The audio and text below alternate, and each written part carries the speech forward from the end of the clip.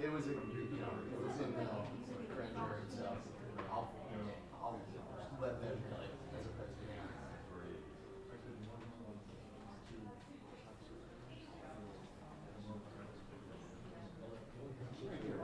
Hi, please don't eat right here. Do you have anything for me? I'll be responsible. You will. Exciting.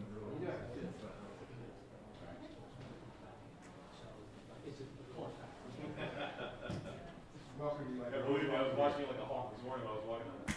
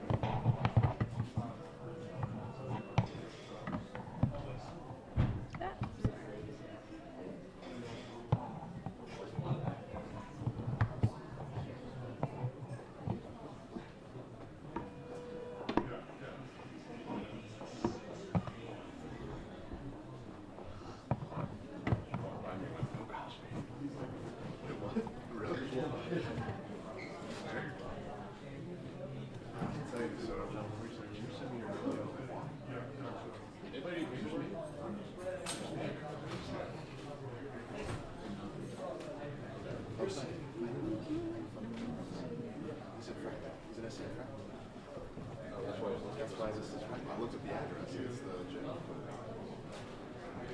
I knew he was in. He's in for kidnapping.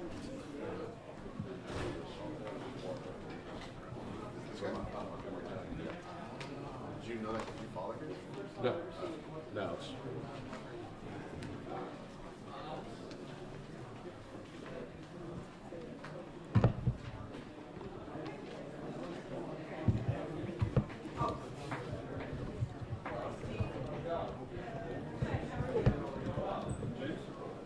James? Oh, shit, yeah, here it is. 2011. Were you in the courthouse? Nah. Why is this so difficult? Every time I do this, it's like the first time I'm doing this. It used to be easier.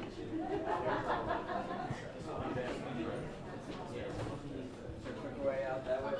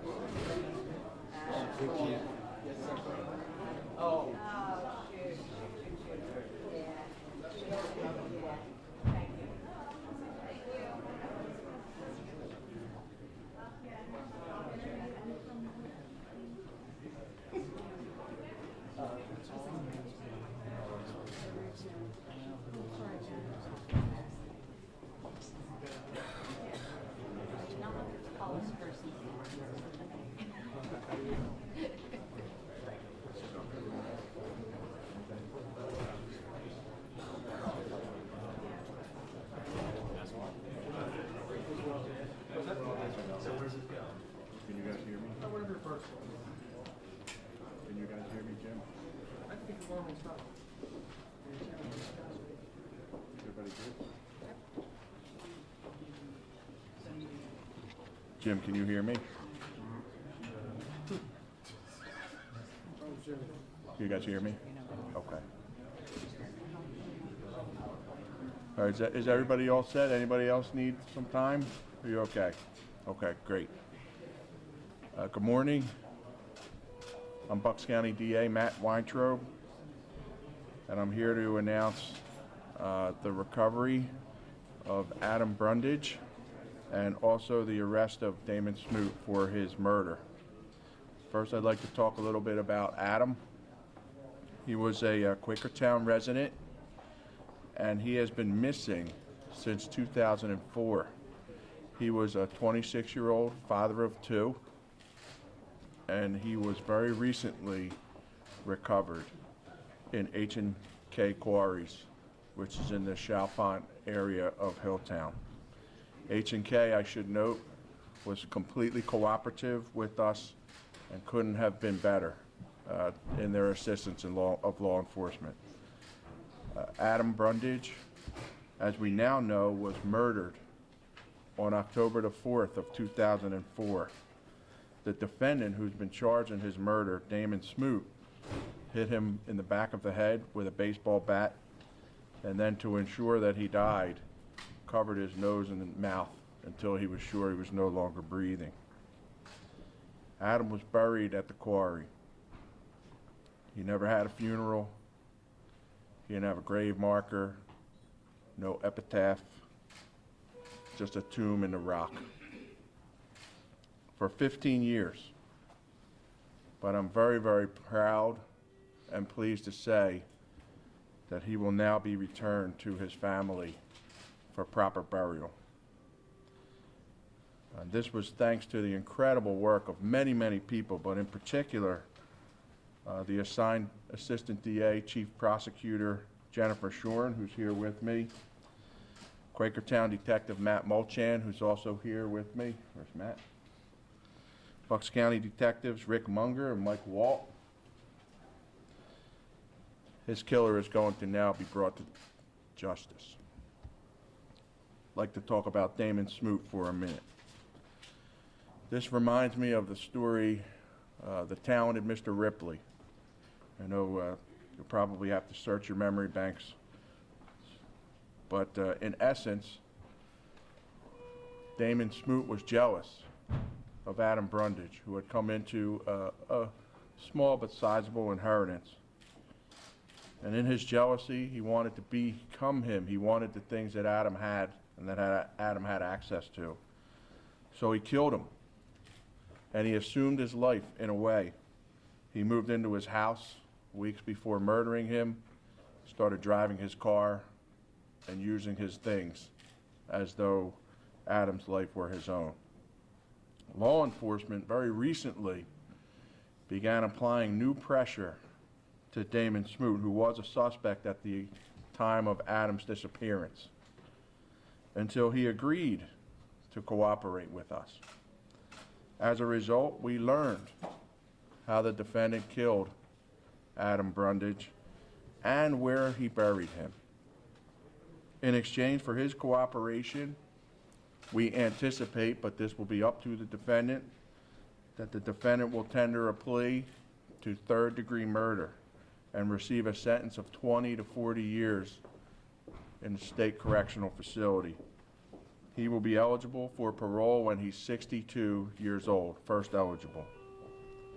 This investigation and recovery, as is almost always the case, was made possible once again by the cooperation and incredible skill, dedication, and talents of many, many agencies. The FBI Evidence Recovery Team, who we've now teamed up with on a regular basis. As you recall, we teamed up with them in the Solebury homicides with great success. Quakertown Police Department, Hilltown Township Police Department, the Bucks County Detectives, Bucks County Coroner Meredith Buck, who's also present here, and her staff, Pennsylvania State Police Trooper Joe Carlson and his dog Jack, who was a cadaver dog in this instance, Pennsylvania Attorney General's Office, Montgomery County Detective's Office, our Bucks County Sheriff, Milt Worrell and his staff, and H&K Quarry, of course. I would also like to thank Emergency Services Management for providing us with fantastic resources so that we were able to not only dig, but dig all day and all night until we were able to recover Adam's remains carefully and safely and intact. The defendant has been arraigned. He has already waived his preliminary hearing this morning, and his bail has been set at $1 million cash bail. This gives me a chance to reiterate once again that this is another cold case murder solved by Bucks County District Attorney's Office and many in law enforcement and other agencies. This has been an incredibly collaborative effort. Another family has now been given answers about their loved one, and their long-lost loved one can be returned home. Another killer has been brought to justice. I was explaining in awe, myself in awe, the other day to one of my colleagues about how we were able to revive this investigation and bring it to a just conclusion, and that we had solved another cold case murder. And he commented to me, and I'll leave out the expletives, he said, if you murder somebody in Bucks County, don't sleep, because we will get you. And I fervently believe that, and I'm so proud. And like in the town of Mr. Ripley, the killers of unsolved Bucks County murder victims should be, as the book says, wondering whether he will see policemen waiting for him on every pier that he ever approaches. I would love to be known as the district attorney's office that solves cold case murders. That would be an incredible legacy. My message to our police throughout the county is, if you have a cold case murder, please bring it to us. Let's try to solve it. And my message to our victims who have lost loved ones to as yet unsolved cold case homicides, don't give up hope. That's all I have to say. I will take questions if you have them. Have you talked to the Brundage family? We have spoken with the Brundage family. They are very relieved. They're still processing this. They've, of course, we've consulted with them at every turn, including with the plea negotiations that we anticipate. And certainly if it doesn't go that way, we would be prepared to go forward. But they're just relieved. They're very happy to have Adam be brought home. Was the quarry searched back then? I don't think so. No, it wasn't. And in fact, I will say this, that we were targeting a completely different area altogether as where we believed Adam was buried and located. And thanks to the defendant's cooperation, we knew exactly where to target. What specifically reinvigorated the attention in this case back in April? Good old-fashioned police work. Matt Mulchan brought the case to Jen Shorn, who knew about it from when she was a young assistant DA. And they said, let's give this a go. We have enough evidence here. There's enough to go on that we can revive this and use certain extraordinary tools that are uniquely at our disposal to try to breathe new life into this investigation. And I'll be candid with you, Vinny, we've had plenty of recent success. This is the third cold case homicide that Jen Shorn has solved, along with other members of law enforcement. That just empowers us and reinvigorates us and encourages us to continue to do this in the future. Well, what was it about it? I mean, what did you think you saw in the cold case that would lead you to something? There were, I can't get into too many specifics, but there were a lot of markers throughout the years that indicated that our suspicions that Damon Smoot was Adam Brundage's killer was accurate. And so we just really narrowed the focus onto Damon Smoot and continued to press and press and press until that compression yielded cooperation. Was already behind bars, right? Yes. What was he behind bars for? I can't comment on that. Perhaps you can very easily learn of that if you do a search of the UJS portal, but I'm not allowed to comment on that. How many times did you meet with him before he started to tell you what happened? You know? Well, I can't say if he told us what happened, but perhaps you'll be enlightened to that fact. But we met with him the one time. One time. one time. And we took our shot, and we were successful. What can you tell us about that other location, the investigation? It was I'll say it was a farm, and it was acres and acres that we would have had to search. But instead, we were able to search another massive location, the quarry. I don't know, has a picture of that already been put up? Which is another massive location, but thanks to cooperation and the cadaver dog that was employed, we were able to zero right in on where Adam was located. And then through an entire day and a night, we uncovered him and were able to extricate him from his grave. Do you think without that cooperation, you would have found him? No. How difficult was finding that body? I mean, it's a huge area to search. We had very specific information on where to look, incredibly detailed down to the specific location. And you can see in the inset picture that we're digging in a very, very specific location. And it was that pole there. I don't know if it's a telephone pole, but that pole there was the frame of reference. And even 15 years ago, that was relatively untouched from when Adam was first buried there. You mentioned that Damon was jealous of Adam, that they, or I guess, had a relationship before the murder. Can you describe how they met and how long they had known each other? They didn't know each other for very long, but it would appear that Damon Smoot wanted to take advantage of the things that Adam had and that he didn't. And he did, and it ultimately cost Adam his life. So what was the motive behind this? Was it his inheritance from his father, or? I can only speak to what occurred after the fact, and that is that Damon Smoot began to, little by little, assume Adam Brundage's life by moving into his house, by using his car, by using his things. And so if you backtrack from that, the allegation, as you'll see in the probable cause affidavit, is that they had an argument. But that was perhaps pretextual because of what happened after the murder, is the assumption of Adam Brundage's life by Damon Smoot. So Smoot moves into his place prior to the murder? No, I think it was it prior? It was.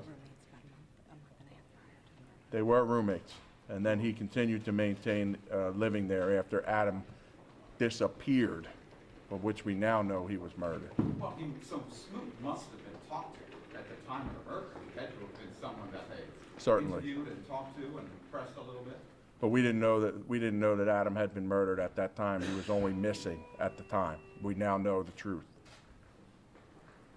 Anybody else? At the preliminary arraignment, it was said that there's a third-degree murder deal in the works. Was there any conversation about first degree? Is there any evidence of premeditation? I'll let you decide that for yourself, Jim, but I'm very satisfied, as is the family and everybody in law enforcement, that we made this agreement before we knew where Adam Brundage was located, where he was buried. And as I've stated, I don't think we would have ever found him without cooperation. And there's got to be a trade. There's a quid pro quo for cooperation, especially cooperation this valuable. And so you never know exactly what somebody may or may not tell you in exchange for that cooperation. And we were learning it for the first time the day that we sat and spoke with Damon Smoot, although I can't tell you exactly what he said because of the rules of professional conduct. And it sounds obvious, but how important is it for the family to have him back? It's priceless. They have their son back. They have their father back. Imagine if you were in their shoes. I would never want to be, but I probably would trade anything to have one of my loved ones back after 15 years missing, parts unknown. It has to be a bittersweet feeling, but I think that they can now know that Adam will be resting in peace. I just had two more if I could. So Smoot, you said, hey, look, we have specific digging. There we are, we're digging right there. Smoot tells you where we put the body, so you can dig right there, right? I can't say that because of the rules, but you can draw your own inferences, Jeff, to that effect. And the quarry is still active? Yes. So the body had been covered. It was deep. You had to go get it. We had to do some extensive and careful digging to extricate Adam Brundage from the ground. I can say that he was not put there in his final resting place just merely with a shovel. That heavy equipment was used to bury him in his final resting place. Does Smoot use the heavy equipment? Who operates the heavy equipment? He was a, yeah, it's not, but he was a heavy machine operator at the quarry prior. I can say by way of background that Damon Smoot was known to be a heavy machine operator. Was he an employee there? Yes, he was. So he was an employee there who used heavy equipment, and you believe he may have used it to, obviously used it to put the body? Well, I know I'm being circumspect, but I can't validate that, Jeff, unfortunately. And did you need a search warrant or anything to, or did the owners of the quarry say, go search? We always like to be safe and prepared, so we did get a search warrant. We did. We never had to sign it. We prepared Oh. one, but they ended up. We did get a search warrant, but they were so cooperative, and they had no part in this murder or the desecration of Adam's body. So they allowed us, not only did they allow us on the property, we were on the property for days. And they kept it secret and quiet, for which I'm very grateful. So we were able to work unbothered and unmolested by the public and frankly by the media, because we've experienced that in the opposite before. And it allowed us to extricate Adam from his grave and return him to his family. All right, I'm going to step away, but I understand that Mr. Smoot's defense attorney, Keith Williams, may have a couple of words for you. Would you like to take my place? All right, thank you all. I'm not standing for this.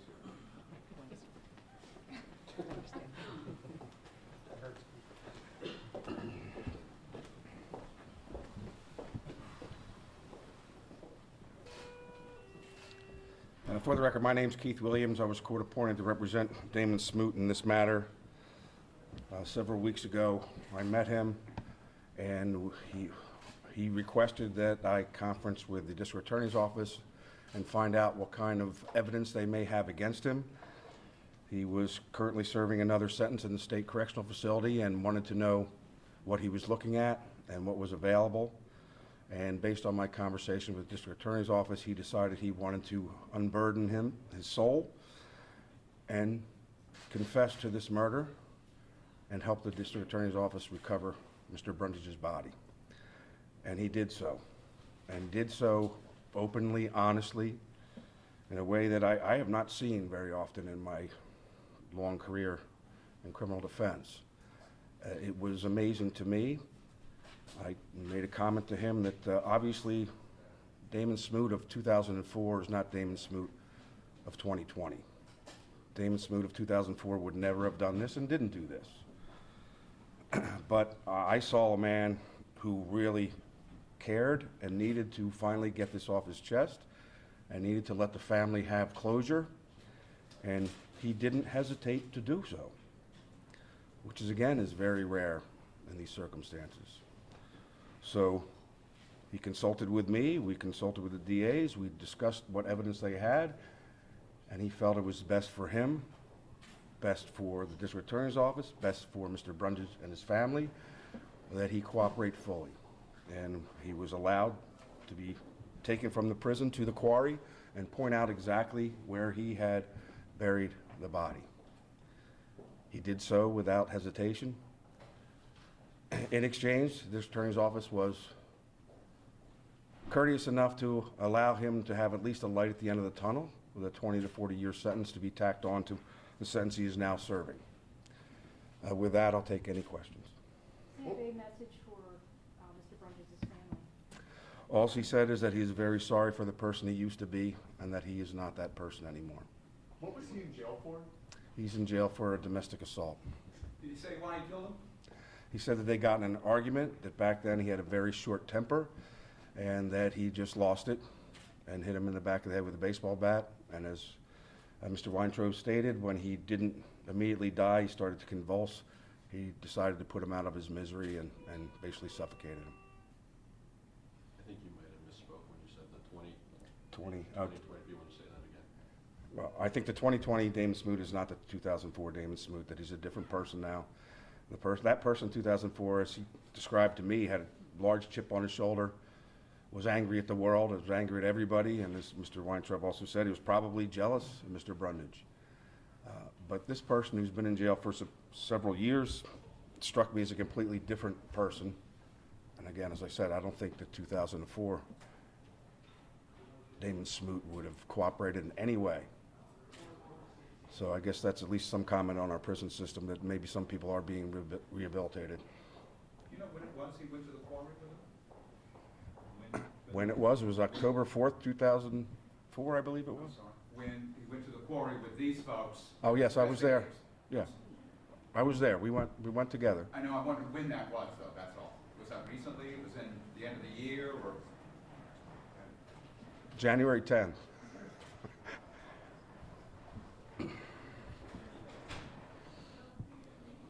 That's it. Thank you very much.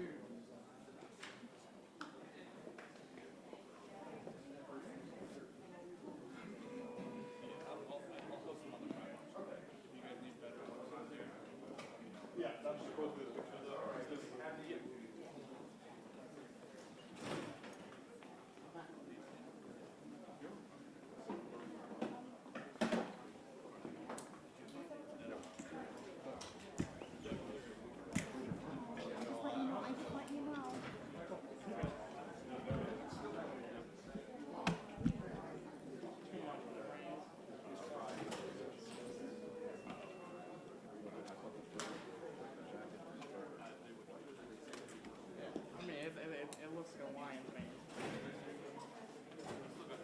First time I saw Patrollo. My bad.